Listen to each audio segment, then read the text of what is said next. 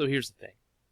I could talk for ages about what makes this phylum so cool. I could give you guys a lot of facts that I find fascinating. Like an octopus is capable of fitting through any opening that is larger than its beak, which is only about that big on the average octopus.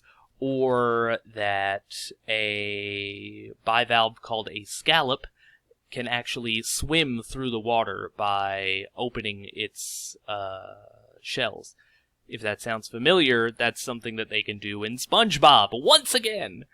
I could talk about how snails are useful for breaking down compost, and that's actually where I found all of these guys, was in my compost bin. I could go on for ages about it.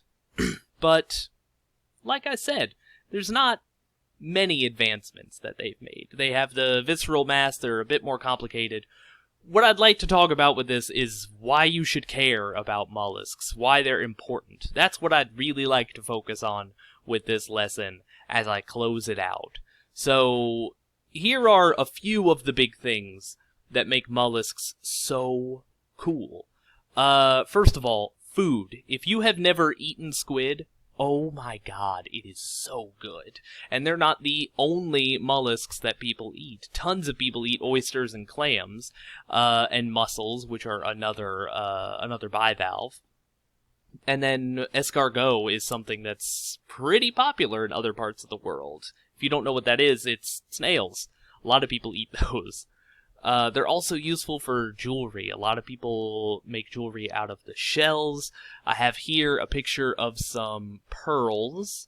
These are common in oysters when a bit of sand gets underneath the mantle in the mother of pearl layer. It will develop shell around it and create a pearl. They're also important because of crop damage. So snails can eat through an entire crop. And especially in a place like Harlem where there's a lot of farmland, it's something very important to consider. Another thing to think about is parasites.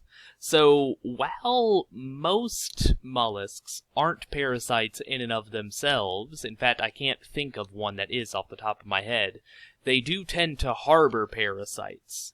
So take a look at this snail, for example, which has parasites currently in its eye.